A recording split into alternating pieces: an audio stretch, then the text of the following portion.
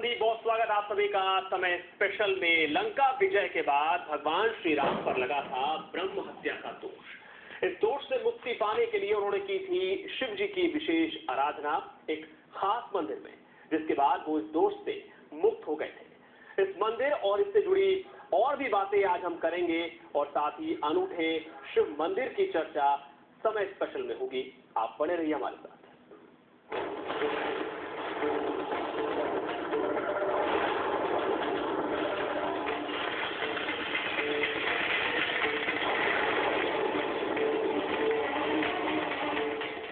राम की आराधना, जी हाँ, श्री राम ने की थी भोलेनाथ की आराधना एक विशेष स्थान पर। सबसे पहले नजर डालते हैं इस स्थान और इससे जुड़ी कुछ खास बातों पर। तो इससे पहले यदि शीश झुकाकर आ जाता तो कदापि तेरे बच जाने की संभावना हो सकती थी, परंतु अब तो तेरा शीश काटना ही अनिवार्य हो गया। अरे तपस्वी, अभी तक जिन योद्धाओं को तुमने मारा है, मैं उनके समान नहीं हूँ। मेरा नाम है रावण। तीनों लोग जिसका यज्ञान करते हैं। नीच, निशाचर, असहाय स्त्रियों पर वीरता दिखाने वाले कायर, तो किस बात पर अपने को वीर कहता है? धर्म की मर्यादा भंग करने वाले पापी, तेरे समस्त पापों का दंड आज तुझे अवश्य मिलेगा।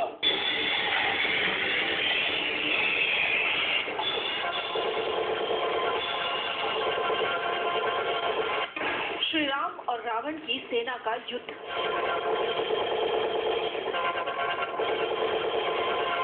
जिसमें मृत्यु को प्राप्त हुए थे कई योद्धा। रावण को मिली थी हार। श्री राम ने जीता था युद्ध।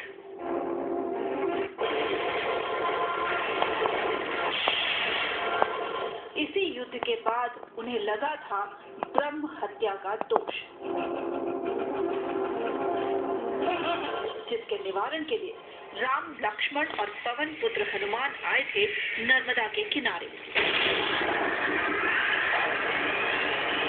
जहां उन्होंने 24 साल की शिव जी की उपासना की।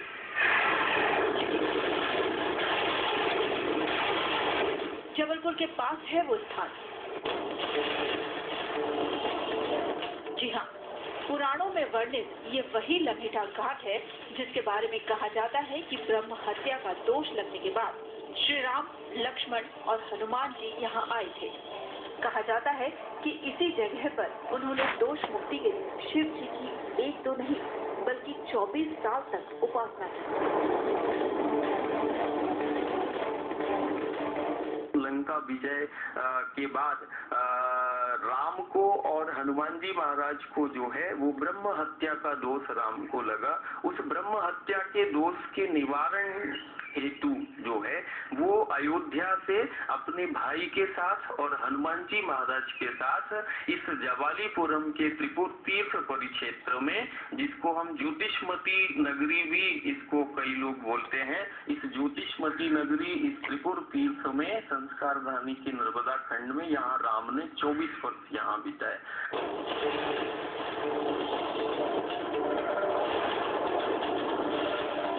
जबलपुर शहर से करीब 20 किलोमीटर दूर है लंगीटा घाट, जहां शिव जी की पूजा का विशेष महत्व है। संतों के मुताबिक यहाँ के कुंभकेश्वर मंदिर में आज भी वो पिंडी स्थापित है जिसकी भगवान राम ने उपासना की थी। संत बताते हैं कि वैसे तो कई स्थान है जहाँ श्री राम ने पूजा की है, लेकिन ये वो स्थान है जहाँ भगवान श्री राम ने सबसे लंबे समय तक शिव जी की पूजा की और ब्रह्म हत्या के दोष से मुक्त हुए।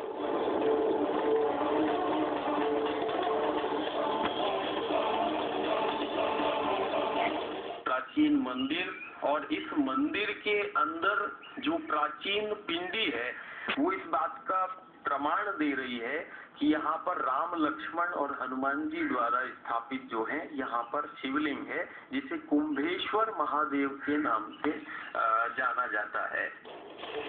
नर्मदा के किनारे बसा कुंभकेश्वर मंदिर चारों ओर से हरियाली से घिरा है।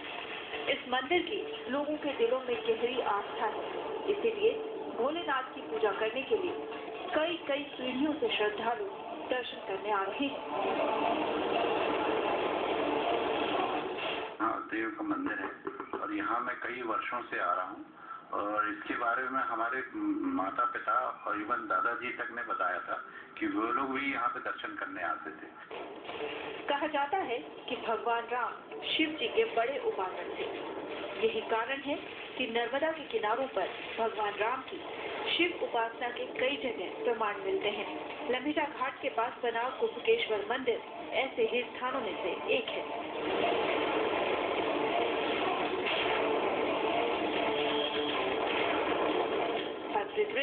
सहारा समय, जबलपुर।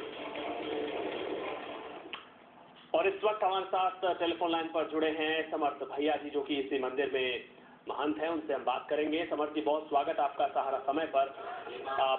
हम थोड़ा और विस्तार से आपसे जानना चाहेंगे इस मंदिर के बारे में। हालांकि एक रिपोर्ट हमने अपने दर्शकों को दिखाई है, लेकिन आपकी जुबानी हम और विस्तार से जानना चाहते हैं इस मंदिर के बारे में, इसकी महिमा के बारे में।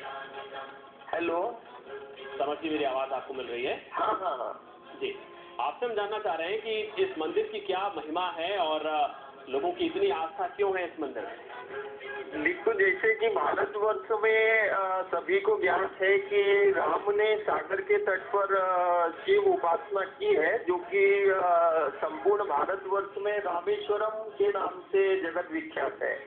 लेकिन नर्मदा के तट पर भी ऐसे हमारे प्राचीन पौराणिक ग्रंथों में वो प्रमाण मिलते हैं कि राम रावण युद्ध के बाद पश्चात जो है नर्मदा के तट पर, जिसे जमालीपुरम का ये त्रिपुर तीर्थ परिक्षेत्र बोला जाता था उस समय, और यहाँ पर 24 वर्षों तक राम ने अपने भाई के साथ, लक्ष्मण जी के साथ और हनुमान जी के साथ में 24 वर्षों तक शिव उपासना की, इसका प्रमाण है।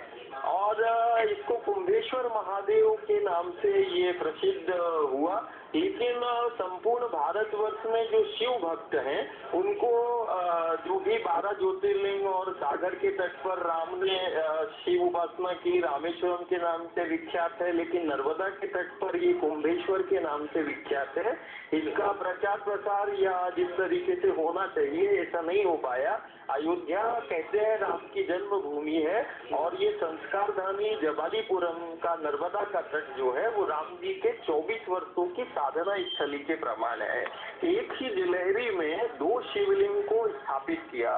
जो बड़ा शिवलिंग आप देख रहे होंगे वो राम के द्वारा, और जो लघु छोटा शिवलिंग है वो लक्ष्मण के द्वारा।